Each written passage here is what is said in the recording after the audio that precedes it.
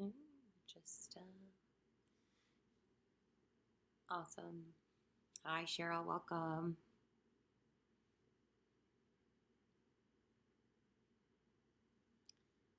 Just hi. Hey, guys. Welcome. We'll just give it a few seconds to make sure all the platforms are connecting. Hi, everyone. Welcome. Thank you so much for tuning in today to our webinar. We had so many great questions. I think I have 33 total questions that were asked. So that's good job, everybody. Hi, hi. So, just a quick introduction for those of you who don't know me or didn't catch my Insta takeover yesterday.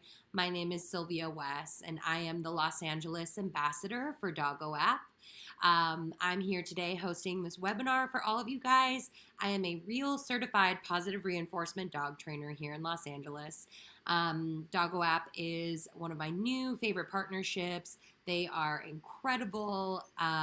I just want you guys to know I'm so loving looking at all your exams, watching all your training videos. You guys are killing it. You're doing so great. So it's really awesome to be a part of this community and to get to know everybody and your dogs. They're so cute. And they do such good jobs at their little tricks and everything. So keep up the good work. We love all of you. Thank you, everyone. So today we have a webinar for you guys that is based on what you wanted to ask me, a certified trainer. So I have 33 questions that everybody asked. And hopefully if you ask a question, you're here today to see if your question gets drawn. So what we're going to do is I have this fancy little wheel that I'm going to spin, and it will randomly select one of the 33 amazing questions that were asked. If your question gets chosen, you will win a prize. And I know I have a prize list somewhere. So I'm going to pull that up for you so we can see who's going to win what prize when I draw it. So I'll tell you what the prize will be, and then I will spin the wheel and we will choose that question, and whoever's question gets chosen with the wheel spin will win the prize that I announce before I spin the wheel. So obviously you have to be here to win. So I hope if you asked a question, you're here to win your prize today. All this is just ahead of a really exciting new feature that we've launched for Dogo app called the Golden Subscription. The Golden Subscription is a brand new subscription that we offer, which gives you guys unlimited access to all the training videos and programs and access to professionals like myself. Also, you get a private room with me as your personal trainer where we can schedule one-on-one calls weekly together where you can get the information that you need. If maybe you're struggling with something with your dog that's not really applicable or teachable with just like a trick, if it's something a little bit more behavioral, like some of the questions that we have today. So we've got some great questions. I'm going to give everybody just a couple more minutes to tune in because I want to make sure that, hi, welcome, welcome. I want to make sure that if you're here and you asked a question and your question gets chosen, oh, the wheel's not showing. That was silly. Okay. So when I spin this wheel, if your question gets chosen, you have to be here to win the prize. So also, I want to make sure that if you did ask a question and you need it to be answered, that I answer it for you. So I'm really excited to get started. We'll give everybody just like 1 to 2 more minutes to tune in. It's only 11:04. We just started 4 minutes ago.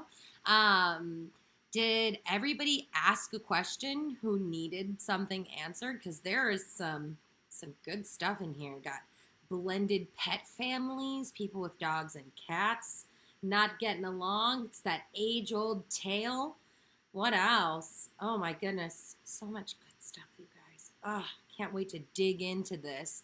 And the prizes, let's talk about some of these prizes that you guys can win for asking these questions.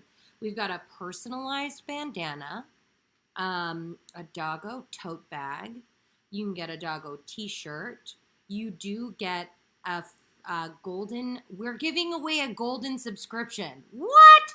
That's crazy. So the subscription I was telling you guys about where you get to get one-on-one consultations with me as your personal trainer. You get unlimited access to all the videos. we're giving that away for free. And we're also giving away one Doggo lifetime subscription. Those are like mega prizes, everyone. Wow. Let's get started. I can't wait anymore. Okay. All right. So the first thing that I'm going to be giving away is going to be the Dogo personalized bandana. Are we ready? All right. Let's see. Who will win the Dogo personalized bandana? What awesome question. All right. Here we go. We're spinning. Let's find out. Okay. This question, and I hope they're logged on, this question is from Tree Hugger 2004. Are you here? No? Not yet? Well, okay, so Tree Hugger 2004 says, my 2.5-year-old dog has always pulled on the leash. I've tried everything I can think of, gentle leaders, no pull harnesses, and playing red light, green light. She won't stop, and she chokes herself in everything. It breaks my heart to see her gagging. What can I do? Oh, wow. I mean, everyone, if you could just like drop a wave emoji if you have leash problems, like who doesn't have leash problems with their dogs? Just like drop a little wave in the comments. I mean, seriously, this is such a common problem, right? Leash, yes, hi, yeah. So leash problems are really typical, and this user, I'm sure, is not alone in their struggle with trying to leash train their dog appropriately. It can be really tough to get a dog to participate with us on a walk. What I always try to remind my clients is your walk with your dog starts before you've even left the house. So usually, if I see leash behavior that's this bad, right? Where it's like, I'm doing everything I can. This dog is driving me nuts. They're choking themselves. They're going crazy on the end of the leash. What that tells me is there's a breakdown in communication between you and your pet, even before you've left the house. So what I want you to focus on, if this is you too, and you're struggling with leash walking your dog, I'm going to give you an exercise that I want you to work on at home with your pets. Okay, so the first thing we need to do is build focus with our dogs. So we need to make sure that our dogs are focused on us. Now, if I can't get my dog to focus on me inside the house where there's no distractions, you better believe that when I get outside and there's the whole world going on out there, there's no way I'm going to get my dog to pay attention to me. So what I'd like you to work on when you're working on this leash walking behavior is get your dog focused in by practicing appropriate leash behavior in an environment where I know they can pay attention. So I want you to grab your leash up your dog, and take them for a walk around your living room. I know that sounds really silly, but if you can't have a successful walk inside with your dog not pulling you like crazy, then there's just no way that you're going to have a successful walk with your dog outside. So leash up your dog, get them into a sit first. That's the first thing you want to do. Create structures and boundary. Now, I know you all know how to do sits because I've watched tons of sit exams on Doggo, and you guys are killing the sit game. So we get our dogs into that nice sit. We're going to present their equipment, leash them up, and give them some cookies just for taking the leash while being seated. Then we can walk around our living room, down the hallway, and so long as our dog stays right here, right in this magical little box where we'd like them to exist when we walk, I want you to reward your dog. Now, rewards don't only look like food. It can also look like attention, praise, and love. So I want you to have a conversation with your dog. And I know this is going to sound weird, but honestly, when I'm leash training my dogs, I look like a crazy person because I'm walking down the street and I'm just chatting with them. I'm like, oh my goodness, you're such a good dog. The weather's so beautiful today. Look at these flowers. And people literally look at me like maybe I have 3 or 4 heads, but I don't care because I'm leash training my dog. So what I want you to do is just really engage with your dog. And so long as they're looking up at you and giving you eye contact, they can have a snack. What that does is build a bond between you, your dog, and their leash, which teaches them in a controlled environment that a desirable leash behavior is one where they're not pulling and they live right next to you. If we can get our dogs to kind of start building up that focus and it just becomes normal for them to walk next to us, look into our eyes and not pull to get rewarded, that's going to drive that behavior. Because as with all training, reinforcement drives behavior. So if you're reinforcing your dog for the right behavior, which just means rewarding them for doing a good thing, then guess what? You're going to get that dog to do that good thing over and over and over again. Because when I pull, I choke myself and it's very uncomfortable. But if I walk next to you and I look up into your eyes and you're talking to me like a crazy person, then I'm going to get snacks. What do you think your dog is going to opt to do more? They're probably going to want to walk next to you. So if you're working on a better leash relationship with your dog, start working on it inside your home first, where there are no distractions. And then take that outside. Go to your yard. Work in your driveway. I mean, in the hallway. If you live in an apartment building, work in your hallway, just up and down the hall. If they can walk with you, engage with you, give you eye contact, and earn snacks for not pulling, bingo. Now we're on the right track. Then we can make the exercise harder by moving it to a high distraction environment. So that's my biggest tip for leash walking. Remember that it starts inside the home before you've even left. So if your dog can't behave on a leash in the controlled environment that is your peaceful, quiet home, there's just no way they're going to be able to do it for you when you get outside. Hi, Amber. Welcome. All right, let's go on to our next question. Now, our next prize that I will be giving away is a Dogo tote bag. Okay, so the next question that I draw, this user will win a Dogo tote bag. Okay, here we go. Here's the question. We're spinning.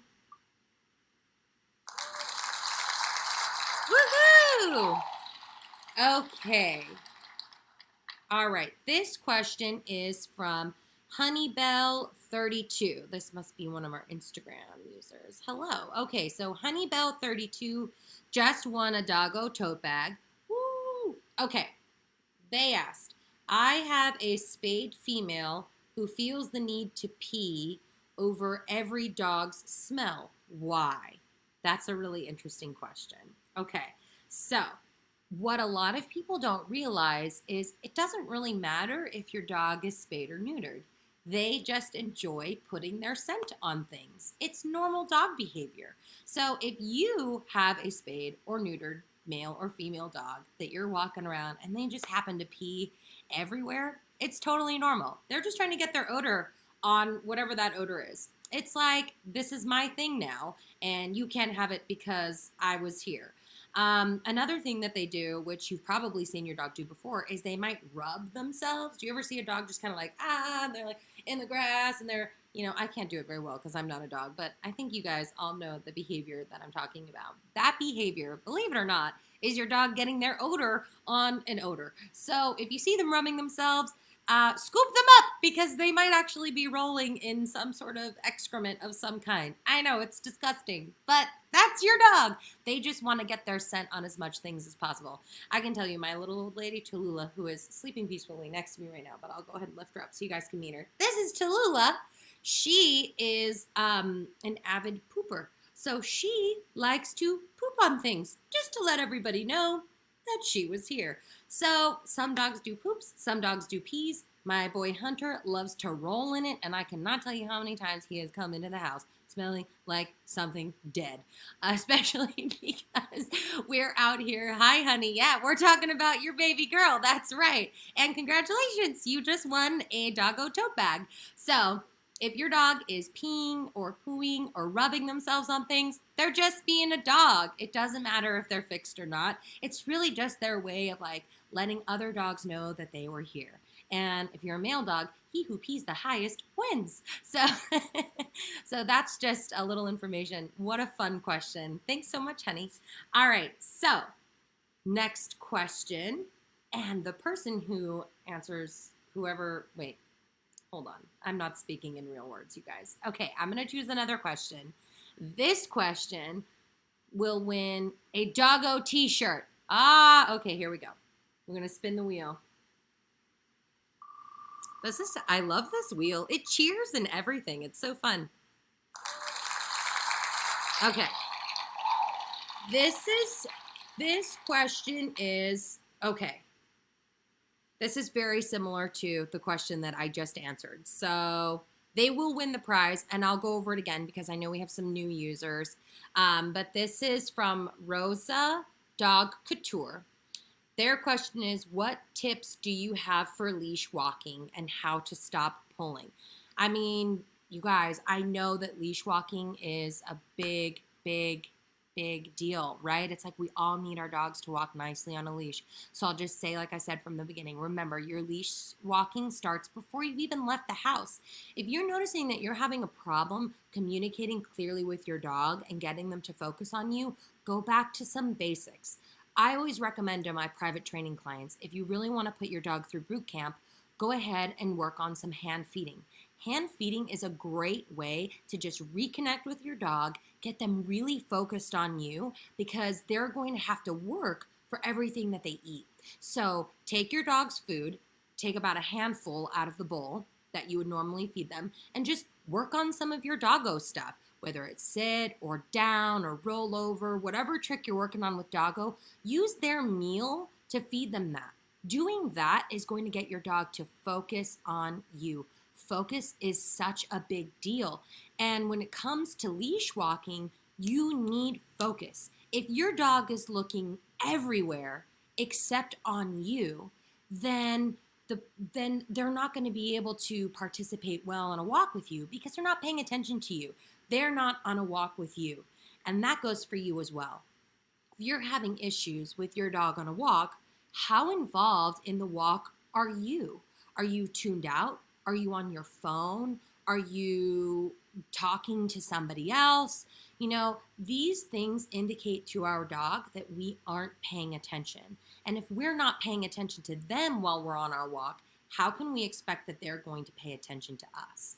Those small things lead to bad leash behavior, right? There's no cure-all for fixing bad leash behavior because it's a bigger picture treatment plan. So if you're having troubles with your dog on leash, work your basics, get them focused, do some hand feeding, train, train, train. We're all Doggo app users, so get on that app and train your dog.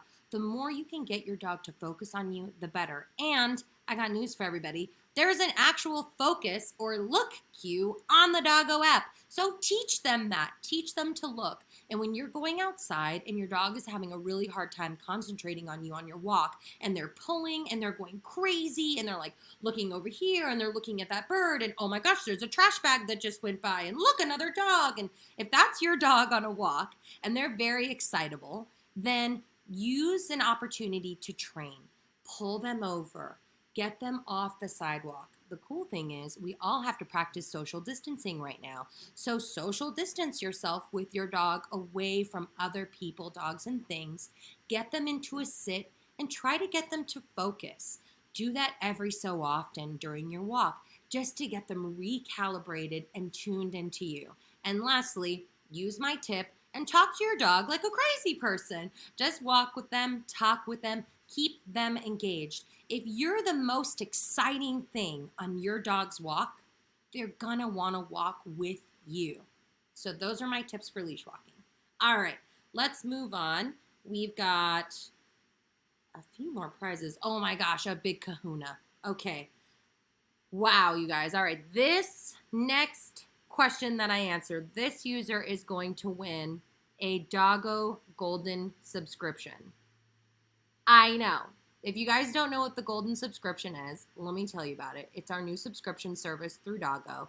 It gives you one-on-one consultations with me as your personal trainer. So we'll have a private channel where you can contact me. Every week we can get together for a consultation together so we can work through some of these more difficult issues that you're having. In addition, you get access to all of the videos. You can submit unlimited exams. I mean, it's kind of crazy. I cannot believe that we are giving this away for free. Okay, let's do it. Who's going to get this? Who's winning it? Who's winning it? Oh, sorry. I was supposed to mention, and they're reminding me, and I just remembered. If you did get chosen for a prize, because your question got drawn. We had a few users who asked multiple questions. If we get a repeat user, I'll answer your question, but you won't be able to win 2 prizes. Them's the rules. Okay, and we spin the wheel, and let's see who's gonna win a Dogo Golden subscription. All right, here we go. Yeah, big cheer. Okay, this is from Scout. I don't know if that's a username. Maybe they're a Facebook. They'll know. But Scout, you are a winner. You've just won a Dogo Golden subscription. Congrats. Scout's question is, hey, how do I get my dog to pay attention during training? Such a good... Who else has issues getting their dogs to focus when they want to train? Anybody? Drop a thumbs up in the comments if this is you. If you're having an issue getting your dog to focus during training and they're just like, they're looking over here and then they're looking over here and then all of a sudden they're running across the room. If this is your dog, give me a thumbs up because I know that this person is not alone. I too suffer from this sometimes with my dog. So here are my tips for getting your dog to really pay attention to you while you're training. Hi, hello. So when you're training your dog, my number one rule is keep it short and sweet. I never train my dog for more than 15 minutes at a time. If you're training your dog for more than 15 minutes at a time, we got a problem. And that problem is your dog is bored. And we don't want them to be burnt out. If you're overtraining your dog, they're gonna get burnt out. And you know what happens when they get burnt out, you guys? They stop enjoying training. And then it becomes harder and harder to get them to pay attention to you because they're just bored. And they see you pull out the treat pouch and they're like, oh God, this again. Here we go again. That's a problem, right? Because we need to train our dogs. It's hugely important for us to challenge their minds and to stimulate them in a way that makes them think and challenges their ability to try new things and build confidence. Training is hugely important to your relationship with your pet dog. I mean, it's mega. So don't overtrain your dog. If you're overtraining your dog and they're bored, then you're probably bored and frustrated. And you know what happens when we get frustrated? We're not successful anymore. Successful training relationships are built upon both parties enjoying the process. If your dog's not having a good time and you're not having a good time, then what's the point of training? I always try to remind my clients, set yourself up to be successful. Hi, Tiny Tim. Great question. I will probably not get to everyone's questions today because we had 33 amazing questions come through. I will be answering questions from the wheel until all the prizes are given out, and then we will have open Q&A where I will answer everyone who's attending presently. You can ask your questions, and I will get through as many as I can within the hour that we have allotted for the live stream. Thanks for that. So back to getting our dog to focus, because I see so many thumbs ups here. Woo! Everybody's having trouble getting their dog to focus while training. Wow. Okay. So first things first. Hi, Katerina. So we don't train for too long. 15 minutes max, you guys. I'm serious about that. If you're training your dog for more than 15 minutes, you're training your dog for way too long. Pump the brakes, okay? 15 minutes max on training sessions. Okay, the next thing is, if your dog isn't interested in the food you have, get a better treat. If you are using something like your dog's kibble, that might not be good enough if we're learning a really complex cue, right? So it's like if we have a new trick that we're trying to teach our dog and they're just kind of like all over the place, up the ante, right? One of my favorite treats to use is like a can of salmon. You know, like you can buy canned salmon. That stuff is so stinky, you guys. And when I whip that out, my dogs are like, I will do anything for you. So that's another quick tip. Right? If you're having a hard time getting your dog to focus, bust out something more delicious. Up the price, right? It's like if you're offering a better paycheck, you have a better chance that your dog is going to want to participate. All right? So that's 2 things. And then my third thing for getting your dog to focus during training is move to a less distracted environment. So sometimes, hi Poland. So sometimes if we're working on training our dog and there's too much going on, maybe the TV's on, maybe we have young kids in our house. I don't know what your situation is. For me, I have other dogs. So if I'm trying to teach Hunter, for instance, or I'm fostering a new puppy right now, a brand new Q, and I can't get them to pay attention, it's probably because there's another dog in the room. Maybe there's a toy nearby. If that's happening, there's no way your dog's going to be able to focus on you, even if you're holding a can of salmon. I mean, if you're holding a can of salmon, they'll probably do anything for you, let's be honest. But if all else fails, move to a less distracted environment. You know, if you're trying to train outside, maybe go back inside. Training outside is a great way to kind of up the difficulty of a training session. However, if your dog's not being successful indoors, don't take him outdoors yet. So if you two are one of those people who are having an issue getting their dog to focus while training, just work on those 3 tips. Keep your sessions short and sweet. Use a better food reward, and move to a less distracting environment. That should help. And as always, keep it positive.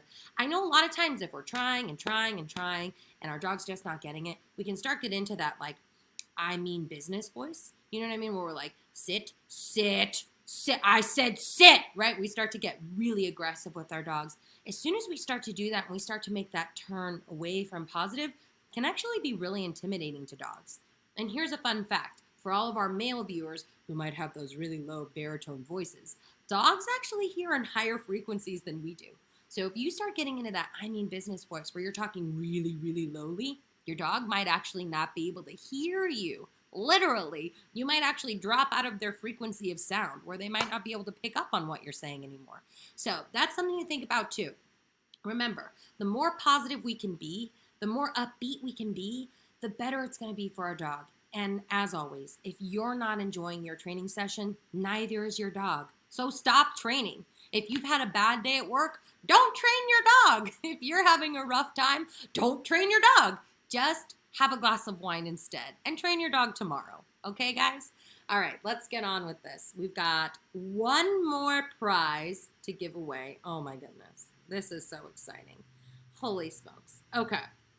This is another big prize, you guys. Okay, so the next question, this user will win a Dogo lifetime subscription. Wow. I'm so excited. Okay, let's see. I'm going to spin the wheel, everyone. Here we go. Oh, there's a weird glare. Woo! Big cheer.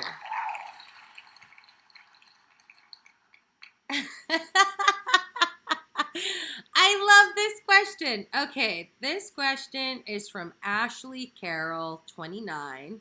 I hope you're listening, Ashley. Ashley says, save me! How do I get my puppy to sleep in till 8 a.m.? At the moment, she gets up at 5 a.m.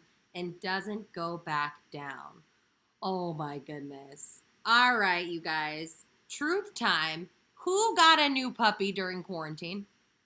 If you got a new puppy during quarantine, I want you to drop a thumbs up in the comments.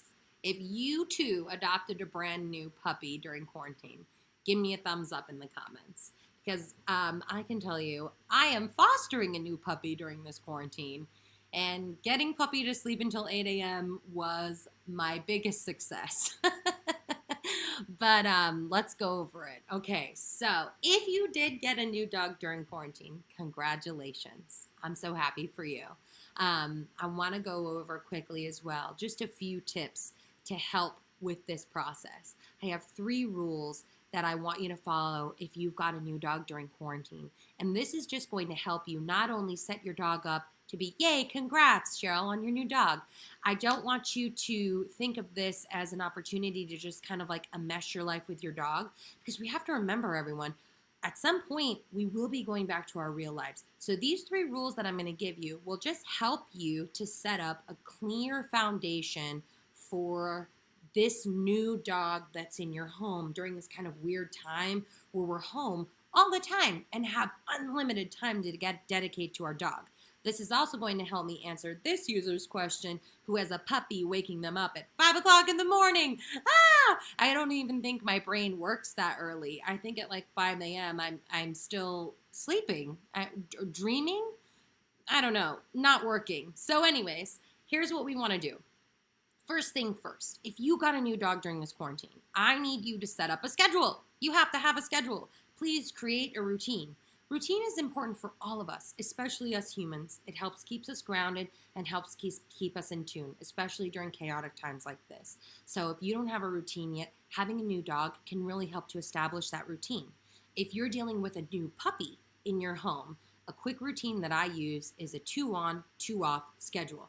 I actually created a quick infographic schedule, which I posted yesterday during my Instagram takeover. So if you check back through the Instagram stories on the Dogo app, Insta, you will see that infographic that I created for an appropriate puppy schedule. It's 2 on, 2 off, 2 hours awake, playing, 2 hours in the crate, napping. Nap time is so important for your dogs, you guys. Literally, the first week that we were home all the time and not working, my dogs looked at my husband and I like we had 3 heads. They were like, what is wrong with you people? When are you gonna leave? We legitimately need to take a nap. Please go away. Your dog is used to sleeping 19 hours out of the day. And oftentimes if we're home, they can't do that. They're so overwhelmed and so excited by our presence that they can't find time to nap. So even if you don't have a puppy, putting your dog in another room to create alone time is very important to help them be able to nap and also to help them be able to learn how to self-soothe. So if you adopted a new dog, this is also important because at some point when we go back to work or I don't know, go out on a date with our friends or a significant other for a couple of hours, what are we going to do with our dog? They're going to have to be left at home alone. And that's not something that they're used to. So try to create space. That's rule number 2. Create space from your new dog. Give them time alone, whether it's you putting them in another room or leave them at home and go for a drive. Just literally get in your car and go to the Starbucks drive-thru. That'll take you an hour. I seriously went to the Starbucks drive-thru yesterday, guys. Okay, quick sidebar. I went to Starbucks drive-thru yesterday, and I was literally in line for 30 minutes. It was nuts, but it was so worth it because I got like a venti, delicious, obnoxious Frappuccino drink, and I was really proud of myself. But if you waited 20 minutes, you would have done it too. But that's a great trip, right? So go get yourself a coffee, leave your dog at home alone, create space. They need to learn how to comfort themselves, right? It's very important for a new dog to learn how to self-soothe. And with you home all the time, they're looking at you. They don't feel good. They feel uncomfortable. And they're looking at you to make them feel better. They're like, oh my gosh, please, you're here. Thank God you're here. Can you please make me feel better? And that's a problem because we're not always going to be here, okay? So rule number 1, create a schedule. Rule number 2, create space. Make your dog self-soothe. And then rule number 3, which I know you're all doing, train, train, train. Please train your dog. They need mental exercise. They need mental stimulation. I don't know if you caught our last webinar, but I gave you guys a bunch of awesome DIY games that you can make at home with your dog. So give them a puzzle to do. Give them something to challenge their mind. Training counts, but for not more than 15 minutes, right, everybody? Right? No more than 15 minutes training? Okay, cool. So if you're having trouble with a new puppy, getting them to sleep in, having your puppy go from sleeping until 5 o'clock in the morning till sleeping till 8 o'clock in the morning, that's a big time gap. You're asking your dog to learn to hold it for 3 more hours. That's an impossibility. So what we have to do is build it up gradually. So if you have a puppy that's waking you up at 5 a.m., next time, make them wait until 5:30 before you open the crate and take them out. Then, for a few days, then push that till 6 a.m. for a few days. Then push that till 6:30 a.m. for a few days. Eventually, your puppy will stop waking up at 5 o'clock in the morning with the expectation that you're going to take them out. We have to teach them to build and learn how to hold their bladder, but we can't expect them to go from 5 a.m. to 8 a.m. like that. It's impossible. So do it gradually. This goes for leaving your dog alone too, right? We can't expect them to be okay with us being gone for 15 minutes at a time to go get a coffee and 5 hours when we start going back to work normally and we have a dog walker coming in. Yeah? So build that time gradually. Make longer runs. Do as much as you can. Literally drive around your block for an hour. Listen to a really good podcast. Do something that's going to help your dog learn how to build up that time, especially if you have a new dog. It's so important, you guys. So 3 rules if you just got a new dog during quarantine, right? I'll say them one more time. Schedule, schedule, schedule. They need a schedule just like you need a schedule. Mandatory alone time. They have to learn to self-soothe and challenge their brain. Brain exercise is more important than physical exercise. So make sure you're challenging your dog's mind just as much as you're challenging their body. Here's a fun tip. I just created some obstacles in my home for my dog so that I could get his bodily energy out. So there's no reason why. I know because I saw a video post the other day. There is an over cue on the Dogo app. Teach your dog how to jump over stuff. That's great physical exercise. Even if it's just your leg for now, and then eventually it's a stack of toilet paper and you're making awesome TikToks. Just do it. Do the training and get your dog some exercise that way, in a way that's not only physical, but mental, right? Because we're challenging their mind. So, okay, what time is it? It's 11:36. That's perfect. We have 20 minutes left. All the prizes are gone. Thank you to everyone who submitted questions for the dog wheel. That was super fun. I had so much fun giving away prizes. Now, open Q&A. So we've got 20 minutes. I can probably field about 2 to 3 more questions.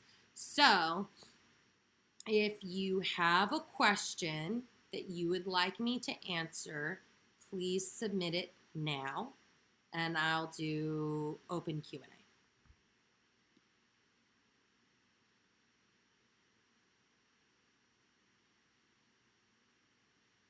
Okay.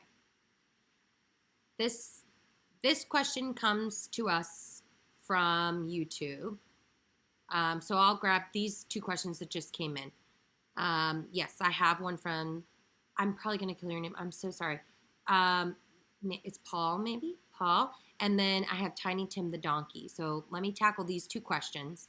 These are great. Roll over. I just taught Hunter to do that. Okay. All right. These are so good. Okay, everyone. Time out. All right. So let's get to this YouTube question. Hi, Sylvia. I have a 2-year-old Jack Russell who grew up in a family of cats. Oh, this is fun. She loves them but cannot seem to get along with other dogs. She barks uncontrollably and gets aggressive with them. Interesting. Okay, I have a follow-up question for you that I want you to answer, and then I'll answer your question. But my follow-up question to you is, was she ever socialized with dogs as a puppy or only with cats? Answer that. In the meantime, let me get to Tiny Tim the Donkey. Hi, my dog is deaf. How do I train her because she doesn't know anything? Oh, yay. Okay. Having a handicapped dog is so difficult, and I commend you, Tiny Tim the Donkey, on your efforts for adopting a deaf dog. This is incredible. So when we're training normally, and I know all of you guys use this, right, because we're all using the Dogo app. So we use what's called a reinforcer, right? And that reinforcer is usually a verbal cue or a click, right? So maybe some of us are clicker training. A lot of us are using yes or good boy, good dog, right? So if you have a deaf dog, what do, right? The easiest thing to do is to create a visual cue. So your visual cue for a job well done might be thumbs up. This can now take the place of your marker. So what it would look like when you're training your dog, train with food, right? So let's say we're working on the sit cue. I'm going to take that treat up to my dog's nose, keep it pinned here. A lot of times with sit, and this is just a general tip for everybody, a lot of times I see we get really far away with the treat. We're like, way over here, and we're trying to tip our dog's head back, right, like this. If my treat is this far away from my dog and I'm tipping their head back to try to get into a sit, all I'm going to do is make my dog stand up to come to the food. That's a problem. So if you're working on any sort of cue, keep that food pinned to their nose. It's very important. So in this dog's case, we're going to take the treat up to their nose, up and over their head, keeping that treat pinned, right? You can almost even push into their body, because if they start to get up and out and move, you just push back with your hand, right? You can control them with that food. So take it up and over their head. The minute their butt hits the ground, I want you to thumbs up and then release the food. Run that again, right? Up and over the head, their butt hits the ground. I want you to thumbs up and then release the food. So what we're doing is we're actually replacing the yes or the good boy or the click for this hand signal here, right? Because with deaf dogs, using any sort of auditory cue will not be useful to them. Use that enough. The other thing that you can do is I really want you to train in this thumbs up to equaling a food reward. So very simply, you can show them a thumbs up, give them a snack. Show them a thumbs up, give them a snack. Show them a thumbs up, give them a snack. That is going to teach your dog that this signal means food reward is coming, right? When I see this, I get a treat. And then the other thing is, when you're doing your training, stick to hand signals. Here's the awesome thing about our dogs. They're all visual communicators. So if you have a deaf dog, you're already kind of ahead of the game because your dog naturally is going to communicate with their body language. Dogs have very little verbal language. They have some growls and some barks, but most of what they do is body language. They'll show their teeth. They yawn, they sneeze, they'll turn away, they'll turn around, they sniff butts, right? So everything that our dogs are doing to communicate is actually visual. They have very little verbal communication. So when we're working with a deaf dog, we just have to remember, get visual with it. So come up with hand signals for your different cues. Most of them already have hand signals. So for sit, it's usually flat palm up. For down, it's flat palm down. For touch, it's touch. For high five, it's high five. For paw, you can come up with this. You can do this for the other side, right? So just come up with hand signals for each cue that you teach your dog using your thumbs up to mean, yes, you've done exactly what I'm looking for, and here comes your food reward. So really what it's going to come down to is your timing and just making sure that your dog understands that this means they did what you're asking them to do and that they're going to get a food reward for it. So just use the thumbs up, or you can use wavy hand, whatever you'd like, but use some sort of visual cue. You could touch your nose. You can get really creative with it. There's really no rules or standardization for training a deaf dog. So your correction, or like your marker is what we officially call it, can be whatever you like it to be. Thumbs up is usually pretty easy. It's what I've used with a lot of my deaf dogs clients, but tapping your nose is another popular one, and happy wavy hand is another popular one. So whichever one is going to work best for you. And just remember, keep it positive and thumbs up, food reward, so that they know when they see this, it means they've just earned a treat. What a great question. Okay, so back to Paul. Let's see. Never socialized. Okay. Tosh, thank you. Thanks. I appreciate that. All right, so your dog was never socialized with other dogs, and now they're 2. They get along great with other cats, but not great with other dogs. So really, because this dog was never socialized, and this goes for everybody, and I can't tell you how important it is to socialize your dogs, right? So when we get a new puppy, just so that everyone knows, fun facts about dogs, their socialization window is between 0 and 6 months of age. That means that they need to be socialized to everything that they might encounter in the world and have a positive association to before that point. After 6 months of age, they've already made up their mind about how they see the world and what they view as positive and negative. So if you're working with a dog that's under 6 months old, introduce them to everything. I have this 10-week-old puppy that I'm fostering right now, and so far we've been introduced to a power sander, a blow dryer, a drill, a metal bowl, a plastic bowl, a see-through bowl, grass, cement, rocks, vehicles, 3 different kinds of crates, all sizes of dogs, different colors of dogs, different ages of dogs, different breeds, men in hats, lots of people wearing masks because, I mean, this is the time now. So this puppy is going to see a person in a mask and not be fazed at all. Whereas most dogs are like, whoa, what's happening? Where's your face? So that's great, right? Socialization goes so much more beyond just introducing your dog to other dogs, right? And in Tasha's case, because we're dealing with a dog that was never socialized with other dogs except for with cats, baseline, what we need to create is a baseline acceptable behavior. So for anybody who's having any sort of issues with like aggression or reactivity, what I want you to think about is your dog is not going to go from 100 to 0. So a lot of times when I sit down with a client, they're like, My dog gets really aggressive and freaks out when they see another dog, and I don't want them to freak out anymore. And I'm like, okay, great. So what would you like them to do? What would you consider to be a baseline acceptable behavior? And the easiest one we can start with is, can you just stand there? Is there any world in which you can stand there and do nothing? I don't even need you to be nice. I don't need you to sniff butts. I don't need you to play. I don't even need you to sit. Is there a world where you, the dog, can stand there and do nothing? And that would be like most acceptable baseline behavior, right? So let's start there.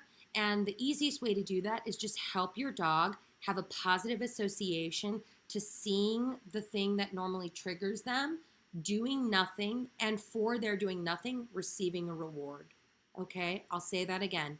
If your dog has a trigger, and in Tasha's case, it's other dogs, but for a lot of users, and I saw a lot of cat questions in here, it's cats. So sometimes we have a cat or another pet in the house that we're trying to get our dog socialized to, and they go crazy and they start freaking out. So what we want to try to reward our dogs for doing, because like I said earlier, reinforcement drives behavior.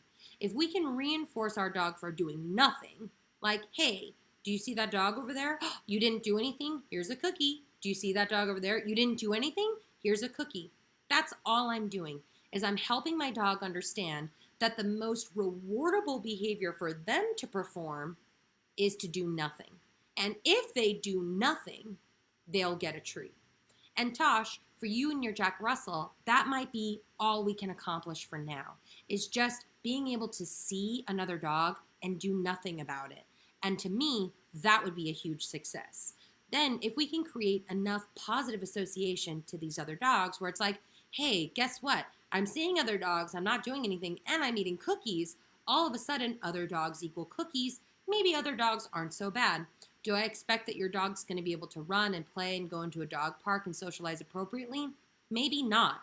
And I think that that's a reasonable expectation. Our dogs don't have to socialize with every dog that they meet. It's kind of a weird expectation that we put on our dogs, that we're like, hey, you're a dog, that's a dog, you're dogs, let's be dog friends. And that's not really a thing, right? It's like, my favorite color is purple, but I'm not going to walk outside and hug everybody in a purple sweater because I think they like purple too. That would be silly. But we do that to our dogs all the time. It's okay if your dog has a small social circle. It doesn't mean there's anything wrong with them. It just means they have a small social circle. So that's my tip for you, Tosh. I hope that that helps. All right, I'm going to go back down. So many questions came in. Oh, my goodness. Okay. Tips on teaching your dog to roll over. I do have a quick tip on that, Jake. What I would recommend you do is try to tuck your dog in more. So when you get your dog into your down, kind of curve them around. I can demo with you really quickly. I think I have time. Yeah, let me demo really quickly with my dog Hunter. Everybody hold on tight. I'm going to grab Hunter and treats and get on the floor. All right, here we go.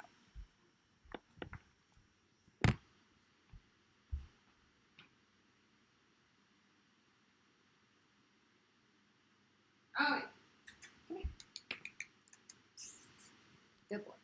So if you're having an issue getting your dog to roll over, good boy, come here. Oh, you just woke up. What you can do, down, is curve their body around like this so that they kind of lay down. Can you see how he's laying down now just because I curved it, right? So that's always the first step in getting your dog to roll over. All done. So if he's laying down, I can curve his body around. See how he just kind of tips over onto his side like that? And then I would just get him to finish the roll. Good boy. But getting your dog on their side is the first hardest part of the rollover trick.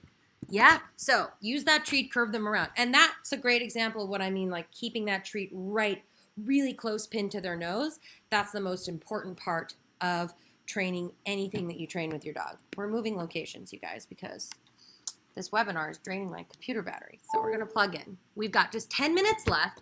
I'm going to try to answer as many questions as I can in these last 10 minutes. All right, let's see.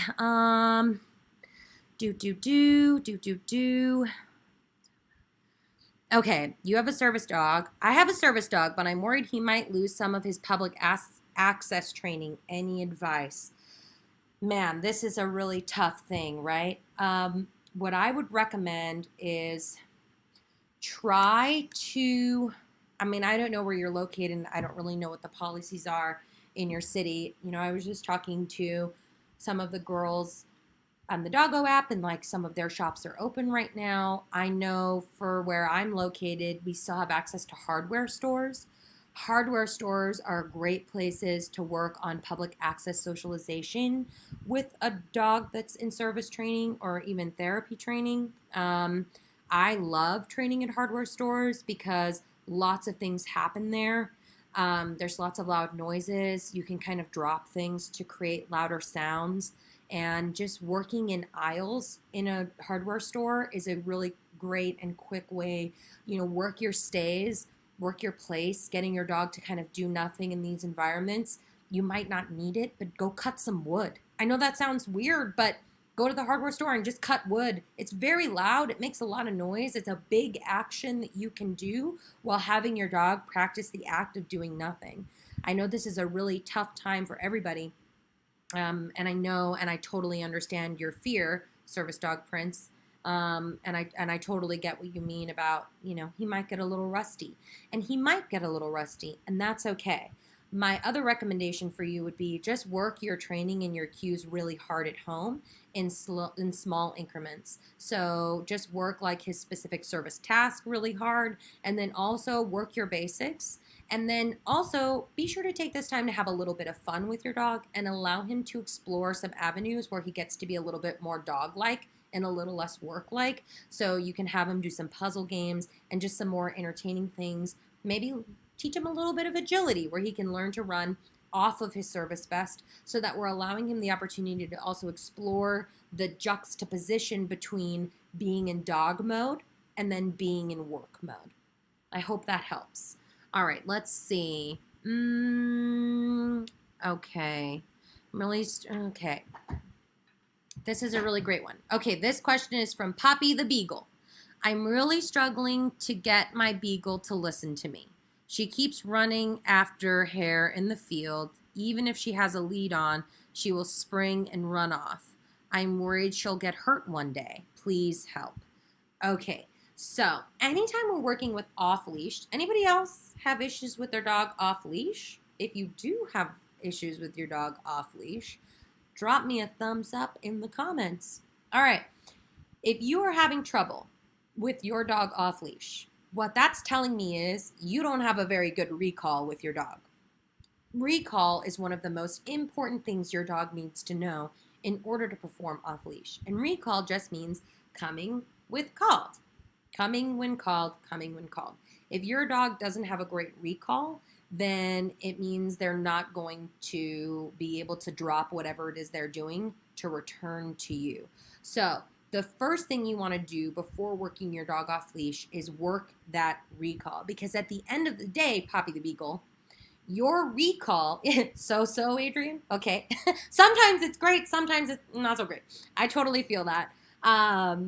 So what we want to do is make sure that your recall is like this all the time. All the time, recall's like every single time, yeah? How we do that is we make sure that we reinforce heavily for recall. Heavily, heavily, heavily, heavily.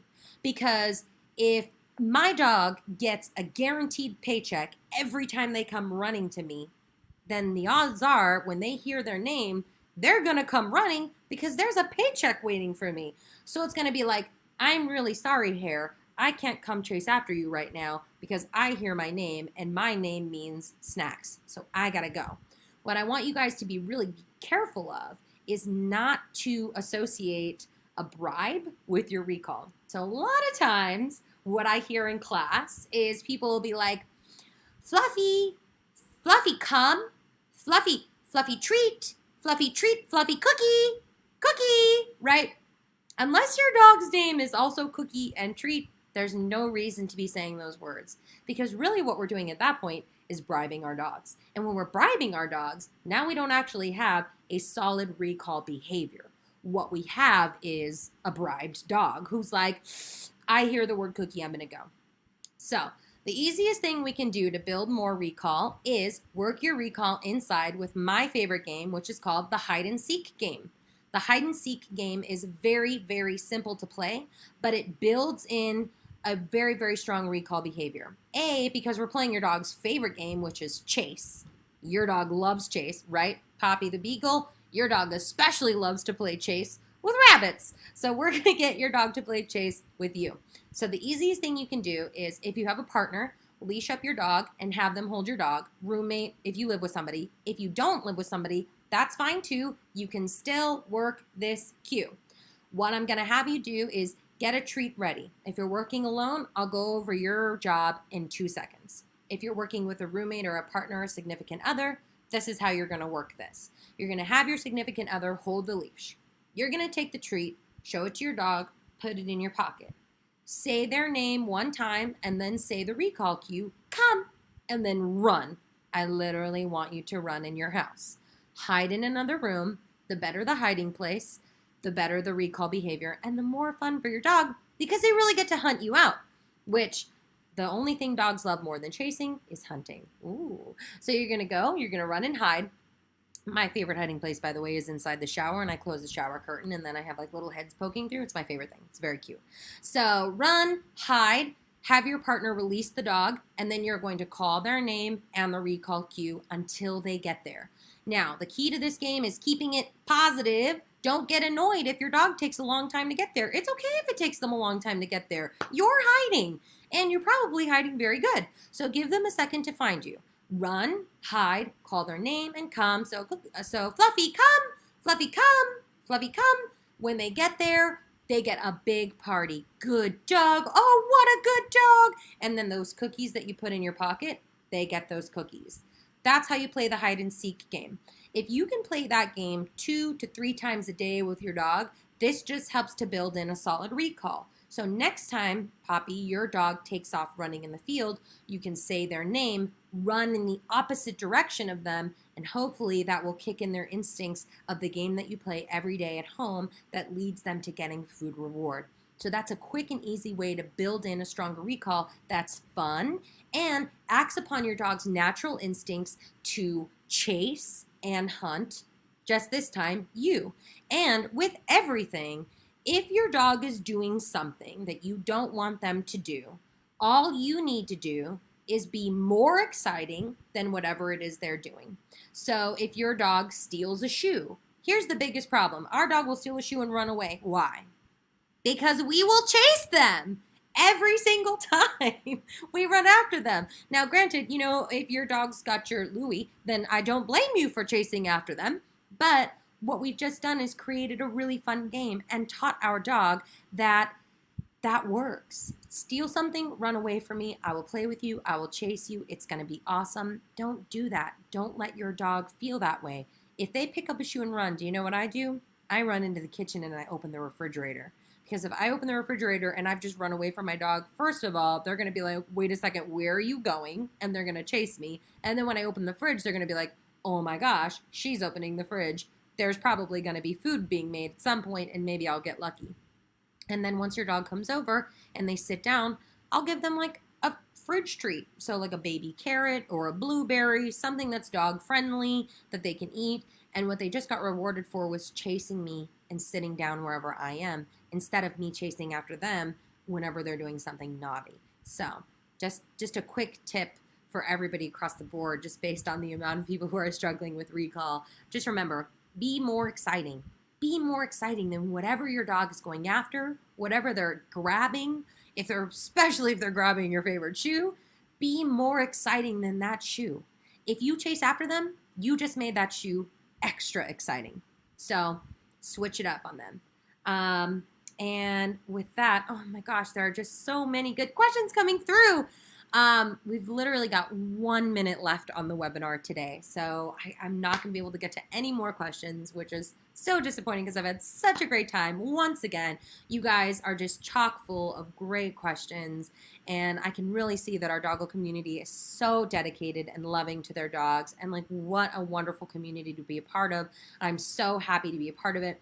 If you're running into these issues like this, more of this behavioral stuff, Dogo app has got you covered. We have a new golden subscription where you not only get access to all of the training videos and information that you're using currently, your exams, you get unlimited exams.